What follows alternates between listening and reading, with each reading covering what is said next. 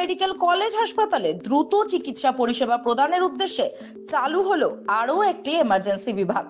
নতুন এমার্জেন্সি বিভাগ বুধবার আনুষ্ঠানিকভাবে চালু হলো মালদা মেডিকেল কলেজ হাসপাতালের ট্রমা কেয়ার ভবনে। নতুন সার্জিক্যাল এমার্জেন্সি বিভাগ বুধবার ফিতে কেটে আনুষ্ঠানিক উদ্বোধন করলেন ইংরেজবাজার পৌরসভার চেয়ারম্যান কৃষ্ণেন্দু চৌধুরী। এছাড়াও উদ্বোধন পর্বে উপস্থিত ছিলেন মালদা মেডিকেল কলেজের অধ্যক্ষ ডক্টর পার্থ প্রতিম মুখোপাধ্যায়, সহকারী অধ্যক্ষ তথা হাসপাতালের সুপার প্রসঞ্জিৎ বর সহ অন্যান্যরা।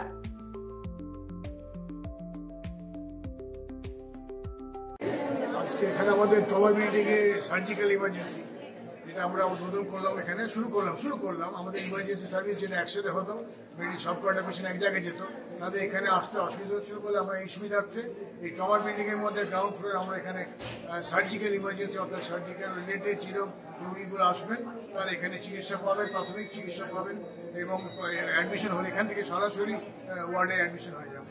অর্থাৎ তাদের ওখান থেকে রুগী আনা এবং আবার নিয়ে যাওয়ার যে অসুবিধাটা সেটা ওভারকাম করার জন্য আমরা এটা করা হলো।